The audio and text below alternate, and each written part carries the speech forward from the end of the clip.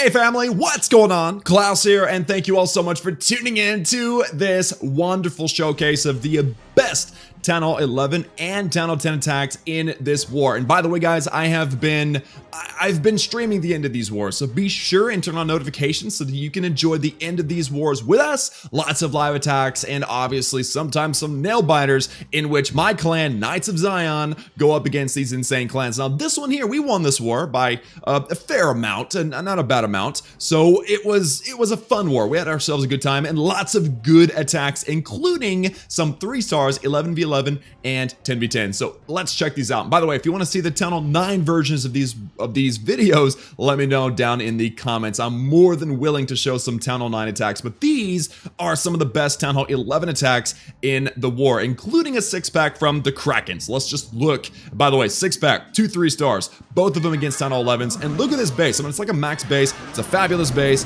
And notice the weakness here. The weakness is single targeting Infernos. And a lot of you are probably thinking, but Klaus, people are all saying use single targeting because it stops Queen Walks. It does. You're right. Single targeting Infernos are fabulous against Queen Walks and La Lune for the most part, but the problem is that it then becomes it makes your base very vulnerable to witches, and that is exactly what the Kraken saw. He saw the weakness, he decided to attack this base with Gobo Witch, and it's a crazy strong strategy, guys, so just watch and enjoy. Jump spell leading directly into the Eagle Artillery. That's pretty much all you need to know when you're looking for a Town Hall 11 with Gobo Witch. As long as it has a single targeting Infernos, you're going to do a fairly decent job of wiping the base out. There is the Grand Warden's Eternal Tome. Good timing there as the golems or the bowlers jump into the center. There is a rage on those bowlers. There is a second rage, poison over the CC, and notice you got bowlers and witches on the outside on either side too. That is important because you have to have that cleanup. Unfortunately, the group on the top hit a very nasty giant bomb and most of them died, but the bottom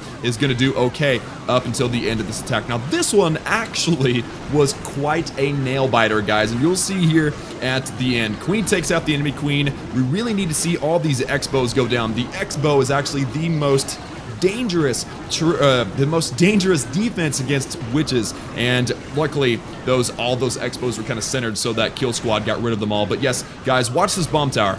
Watch this bomb tower. While the queen and the warden do work in the middle, that bomb tower wipes out 2 whole witches, which was terrible, no pun intended. So queen goes down. Kraken still has a rage spell. He's going to deploy this rage spell on this queen here in just a moment, just to get him through. There are no, I repeat, point defenses left in this base. And so the Kraken, he's probably panicking. I mean, I didn't ask him about it, but he's probably wondering, how in the world is my queen, who's almost dead, going to wipe out the rest of this base, the rest of the 20% on this base, with that Grand Warden's help? Well, he just so happened to, 1, get lucky, and 2, you'll see. So the queen's gonna wipe out these mines, right? Now, if she decides to go for the hut, she's gonna be dragged down and go for the other hut. But no, she is smart. For the first time in history, I think the queen decided to be intelligent, and she decides to bang through this wall. Why? Because she wants to get this barracks. But look at this. She goes for the hut first, which makes me think maybe that this wasn't as lucky as I thought it was, but either way, it doesn't matter. She gets that. If she hadn't have got that barracks, it would have been a time fail. Now the queen starts making her way down here. 5% left on the base. Gold mine goes down. Going for the storage. She'll lock onto that, take it out, and then with the help of the warden, don't forget the warden, he's a beast, take out the laboratory, and then finally finish up on the elixir storage. Now watch this. See that 2x2 space? Yes, guys, the queen gets one shot off on that mortar, goes down, and the warden is the MVP of that attack. So Kraken barely locks down on that 3-star against number 1, but he got it, and it was absolutely crazy using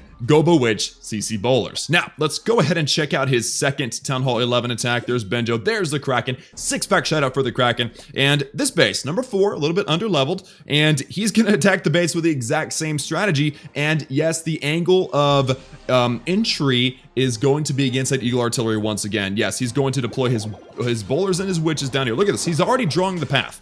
I mean, a max jump spell lasts for a minute, I believe. Maybe a little bit more than that. Not sure. But it lasts long enough. He's going to drop his witches and his bowlers on either corner. Start with that funnel. Drop that golem. Drop another few witches. Bowlers everywhere. And then CC bowlers. King and Queen. Warden. Everybody. CC has been lured. Luckily, it's only Lalo. It's not that big of a deal. Just poison over the balloon and you're good. And look at that, guys. The funnel's been established very, very nicely. Everything goes into the middle. There is that rage spell.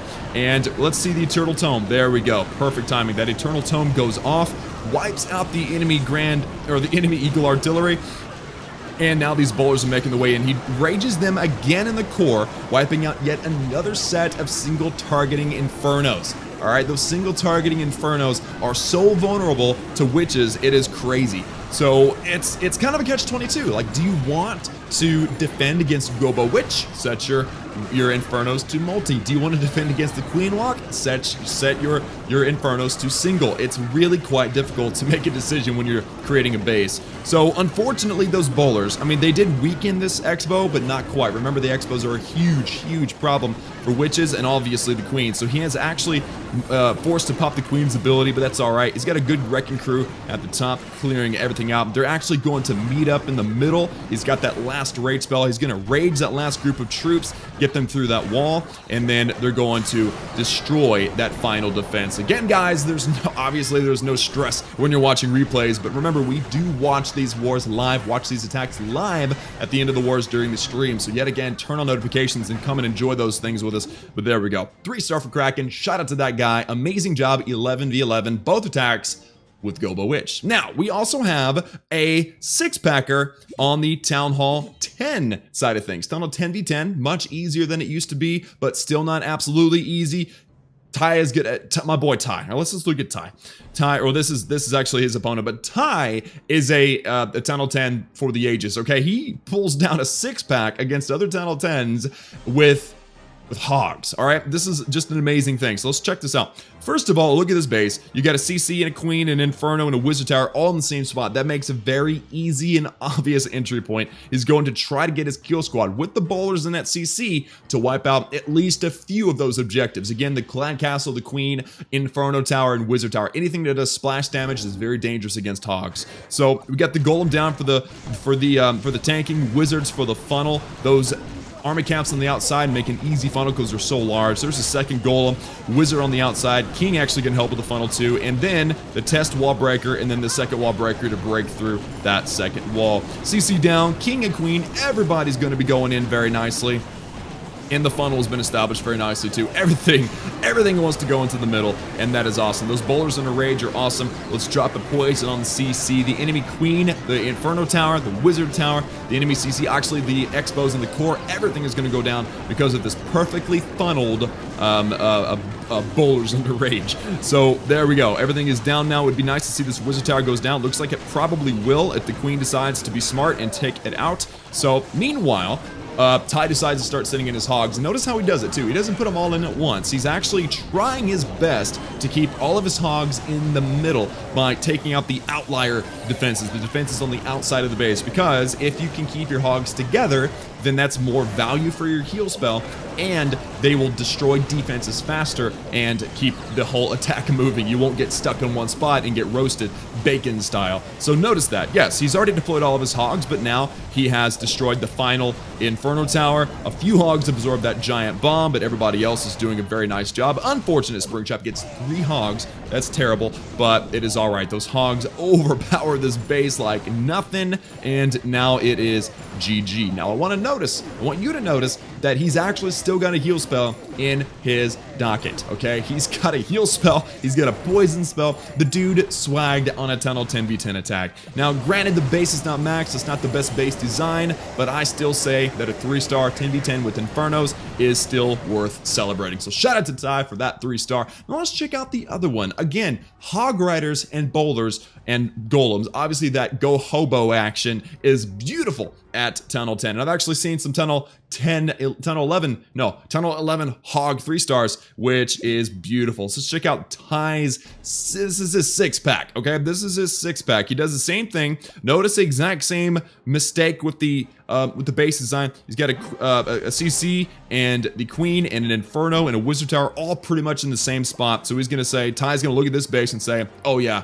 I know where my entry point's going to be. Now this one's actually a bit easier. He can actually lure that CC from the outside, so it's actually going to make things a bit easier on him. Of course, again, this isn't a max base. This is number 8 in the war. So let's check this out. Golem is down. CC troops have been lured already. He went ahead and put down his his poison spell a little bit far to the bottom, actually. If I'm going to be a little picky, moving that wizard or that poison spell up just a bit would have been a bit safer, but those wizards do so much work. It's amazing. Also, we got some bowlers at the bottom doing some lucky bouncing to do make a very nice deep funnel so that his troops will stay nice and focused. So golems are in. Actually, queen, look at that queen. Oh, queen battle. Yep, queen's dead.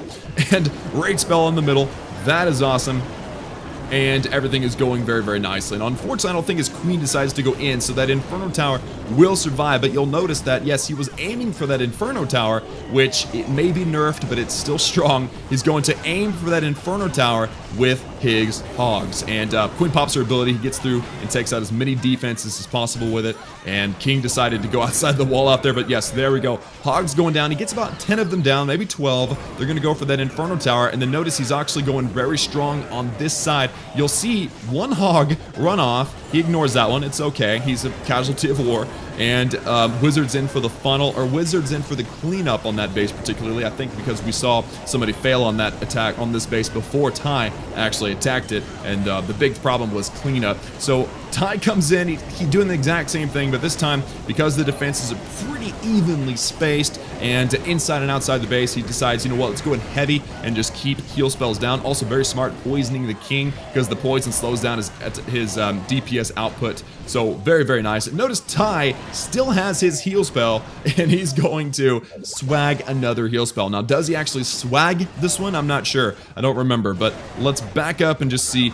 With the hogs, guys, Ty locks down on another Restar, the 6-pack. And where's that heal spell? He doesn't even use it. That was weird. Or maybe he did and we didn't see it. I don't know, but shout out to Ty for that 6-pack. Again with hogs, 10v10. And notice, guys, he doesn't even have max heroes. This is very, very doable for anybody out there. Anybody can pull off a 10v10 3-star with a proper plan and with good execution. And of course, it always helps to have clan mates to run your plans by. That's why you want a good clan. So you can say, hey buddy, hey Destroyer 69, how about this? What do you think of this plan? And you tell them the plan or whatever, and then they'll say, no, that's not good because of this. And you know, you work together, and it's absolutely beautiful. Now let's check out one more Tunnel 11 attack and one more Tunnel 10 attack. This isn't 11 attack. This is Benjo on Mr. Tom. This actually was the last attack that we watched live in stream, and it's a 3-star. We know the results now, but we didn't know it back then, and I was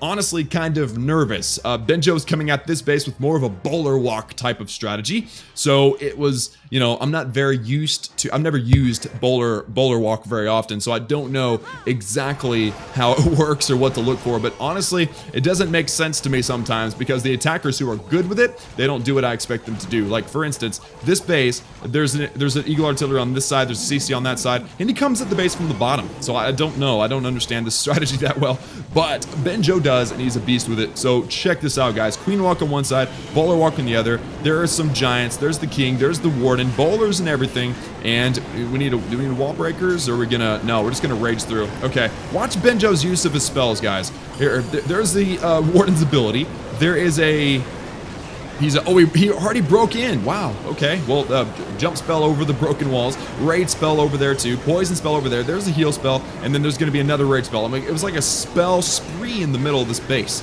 Check this out. Check this out. There's that rage. Oh, that was the king's ability. There's the rage, and that rage right there is going to get so many bowlers, and bowlers under heal, by the way, just gutting this core completely and dominating that Eagle Artillery within just a few seconds, the attack actually coming in. And this is when things kind of went weird, because I was like, I don't know. I mean, the bowlers just lost their heal. He rages these bowlers, but they just lost their healers. Now we're back to just a simple, straight-up queen walk.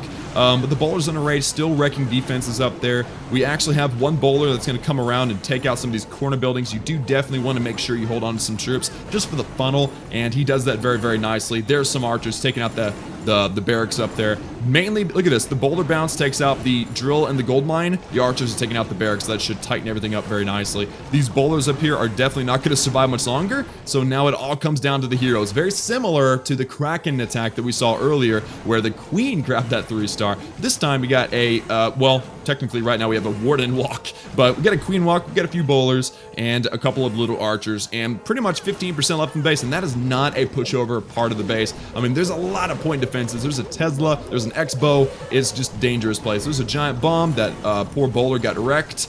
Bowler bacon? I don't know.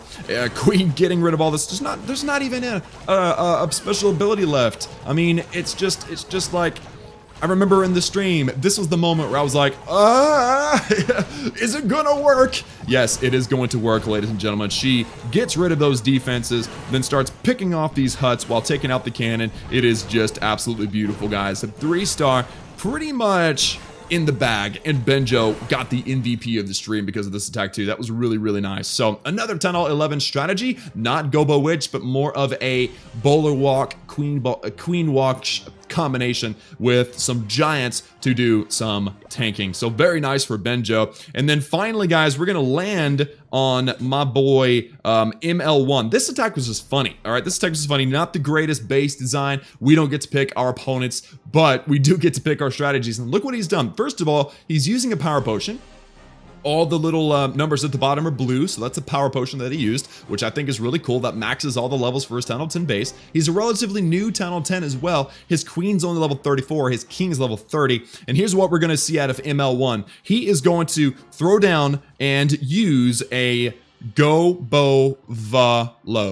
All right, golems, bowlers, Valkyries, and balloons. Lots of balloons, and that's, you know why? Because, for one, this base is underdeveloped defensively, yes, but also the design is very flawed. You can see this here. The air defenses are all in the middle in one little compartment. So watch how, no, okay, ×4, there we go, ×1.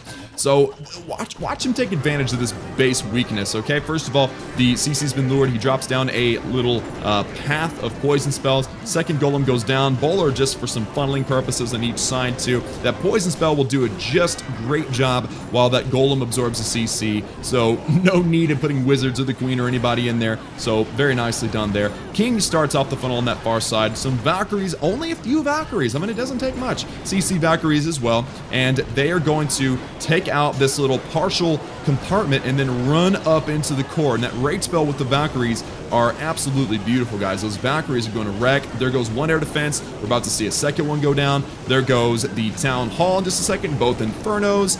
Come on, those Valkyries doing a great job. Also, here are some balloons up on the left-hand side. The third and fourth air defense and second and third. Now the fourth air defense goes down, and these balloons maxed out because, yes, that power potion is amazing, is going to come through and absolutely wreck. Those balloons under haste, while everything's distracted in the core, is just beautiful. I mean, ML1 just destroyed that base. It was fun. I mean, it was like, you know, occasionally you get these wars where, you know, the opposing clan, they have these funny base designs, which, I mean, obviously it was a custom design. I respect custom designs. I'm not good at them, but it had a blatant weakness, and ML1 saw that and he took complete advantage of it. So shout out to ML1, and shout out to everyone else that we showed today. There was other attacks that I wanted to show, but we've pretty much run out of time. So guys, again, for the third time, be sure and turn on stream notifications and enjoy these war streams with us. They're so fun. It's fun to see these attacks alive. And shout out to the other clan. You know, they didn't pull off a lot of their attacks. Unfortunately, a lot of their top attackers didn't actually attack. So it would have been nice to have seen them attack and have this war to be a bit closer. Those close wars are obviously more fun, but can't pick your opponent every time, or maybe they're having a bad time. Maybe it was a bad spin time for them. I have no idea. But guys, that's going to be it for us today, showing some of the greatest 10-10 and 11 attacks in the war. Again, if you want to see 10-9 attacks, let me know down in the comments and we'll see what we can do. But for now, that's going to do it for me. Hope you learned something. If you did, please share this video with your clanmates and friends and family and dog and everybody that plays Clash. And obviously like this video if you liked it, and subscribe and join the Klaus family for daily gaming videos. And as always, I love each and every one of you, and I will see you all again next time.